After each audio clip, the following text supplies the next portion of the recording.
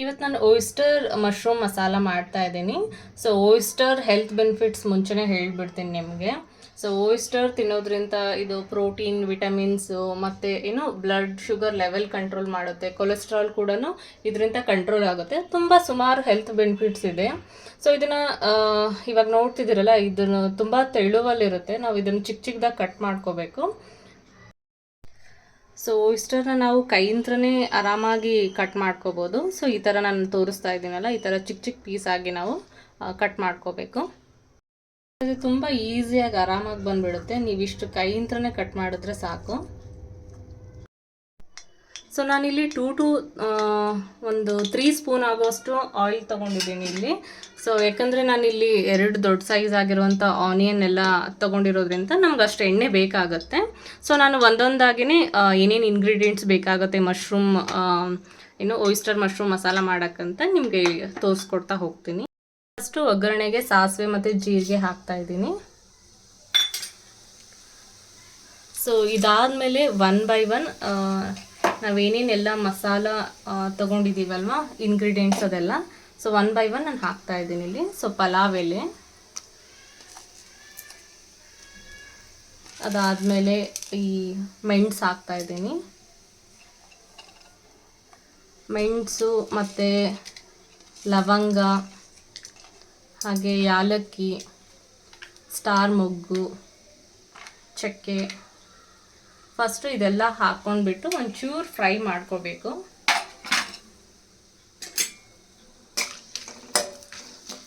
ಸ್ವಲ್ಪ ಫ್ರೈ ಆದಮೇಲೆ next red ಚಿಲ್ಲಿನ ನಾನು ಹಾಕ್ತಾ ಇದ್ದೀನಿ.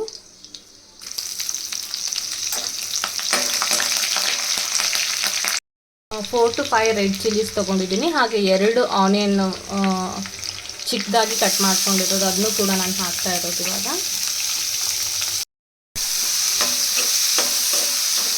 ಇದು ಸ್ವಲ್ಪ ಚೆನ್ನಾಗಿ ಫ್ರೈ ಆದಮೇಲೆ ನೆಕ್ಸ್ಟು ಎಲ್ಲ ಒಂದು ಮಸಾಲ ನಾವು ಆ್ಯಡ್ ಮಾಡ್ಕೊಳ್ಬೇಕಾಗುತ್ತೆ.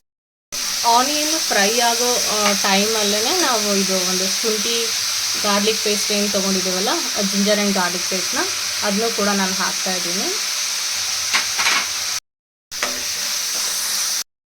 ಆನಿಯನ್ಸ್ ಎಲ್ಲ ಚೆನ್ನಾಗಿ ಫ್ರೈ ಆದಮೇಲೆ ನಾವು ಏನು ಮಸಾಲ ತೊಗೊಂಡಿದ್ದೀವಲ್ವ, ರೆಡ್ ಚಿಲ್ಲಿ ಪೌಡರು, ಸಾಲ್ಟು, ಹಾಗೆ ಗರಂ ಮಸಾಲ, ದೆನ್ ಧನಿಯಾ ಪೌಡರ್, ಸೊ ಎಲ್ಲ ಒಟ್ಟಿಗೆ ಹಾಕ್ಕೊಂಡ್ಬಿಟ್ಟು ಚೆನ್ನಾಗಿ ಇನ್ನೊಂದು 2 ಮಿನಿಟ್ಸು ಫ್ರೈ ಮಾಡ್ಕೋಬೇಕು.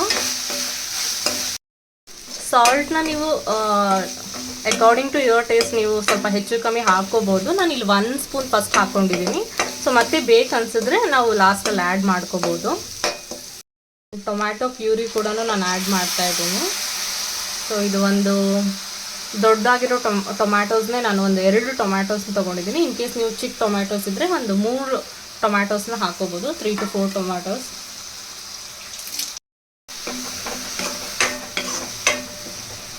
ಸೊ ಇದು ಪ್ಯೂರಿ ಹಾಕಿದ ನಂತರ ಒಂದು ಕುದಿ ಬರಬೇಕು. ಸೊ ಆ ಕುದಿ ಬಂದಮೇಲೆ ನಾವು ಏನು ಓಯಿಸ್ಟರ್ ಮಶ್ರೂಮ್ನ ಆ್ಯಡ್ ಮಾಡ್ಕೊಳ್ತೀವಿ. ಕುದಿ ಬಂದಿದೆ, ನೋಡ್ಬೋದು ನೀವು. ಈ ಥರ ಎಲ್ಲ ಮಸಾಲ ನೀಟಾಗಿ ಇಟ್ಕೋಬೇಕು.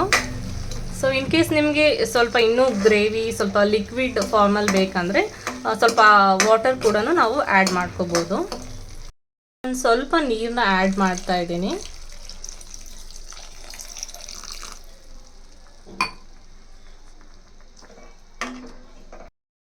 ಸೊ ಓಯಿಸ್ಟರ್ನ ನಾವು ಇವಾಗ ಆ್ಯಡ್ ಮಾಡ್ಬೋದು. ಓಯಿಸ್ಟರಲ್ಲಿ ತುಂಬ ಹೆಲ್ತ್ ಬೆನಿಫಿಟ್ಸ್ ಇರೋದ್ರಿಂದ ಇದನ್ನ ಚಿಕ್ಕ ಮಕ್ಕಳು, ದೊಡ್ಡವರು ಎಲ್ಲರೂ ಕೂಡ ತಿನ್ಬೋದು. ಸೊ ಇದರಲ್ಲಿ ಹೆಚ್ಚಾಗಿ ಮಿನರಲ್ಸು, ವಿಟಮಿನ್, ಪ್ರೋಟೀನ್ಸ್, ಹಾಗೆ ಬ್ಲಡ್ ಶುಗರ್ ಲೆವೆಲ್ ಕೂಡ ಕಂಟ್ರೋಲ್ ಮಾಡುತ್ತೆ. ಪ್ಲಸ್ ಇದು ಇಮ್ಯುನಿಟಿ ಕೂಡ ಬೂಸ್ಟ್ ಮಾಡುತ್ತೆ. ಸೊ ಹಾಗಾಗಿ ಇದನ್ನ ನೀವು ವಾರದಲ್ಲಿ 1 ಸಲ 2 ಸರ್ತಿ ಮಾಡ್ಕೊಂಡು ತಿನ್ನೋದ್ರಿಂದ ನಿಮಗೂ ಕೂಡ ಒಂದು ಒಳ್ಳೆ ಫುಡ್ ಬೆನಿಫಿಟ್ಸ್ ಕೂಡ ಸಿಗುತ್ತೆ. 5 ಮಿನಿಟ್ಸ್ ಇದು ಚೆನ್ನಾಗಿ ಕುದಿಯೋಕ್ಕೆ ಬಿಡಬೇಕು. ಸೊ ಲೋ ಫ್ಲೇಮಲ್ಲಿ ನಾನು ಇದನ್ನು ಕುದಿಯೋಕ್ಕೆ ಬಿಡ್ತಾ ಇದ್ದೀನಿ. ಸೊ ಇವಾಗ ಇಷ್ಟು ಕುದಿ ಬಂದರೆ ಆಯಿತು. ಸೊ ಇವಾಗ ಓಯಿಸ್ಟರ್ ಮಶ್ರೂಮ್ ಮಸಾಲ ರೆಡಿ ಆಗಿದೆ. ಸೊ ಇದನ್ನು ಚಪಾತಿ ಜೊತೆ, ರೈಸ್ ಜೊತೆ ಕೂಡ ನಾವು ತಿನ್ಬೋದು. ಸೊ ಇದು ತುಂಬ ಮೆತ್ತಗಿರೋದ್ರಿಂದ ಬೇಗನೆ ಕುಕ್ ಆಗಿಬಿಡುತ್ತೆ. So it's ready to serve. So ನೀವು ಕೂಡ ಟ್ರೈ ಮಾಡಿ ಈ ರೆಸಿಪಿ. ಸೊ ನಿಮ್ಗೆ ಹೇಗೆ ಅನಿಸ್ತು ಅಂತ ಹೇಳಿ ಕಮೆಂಟ್ ಸೆಕ್ಷನಲ್ಲಿ ತಿಳಿಸಿ. Thank you.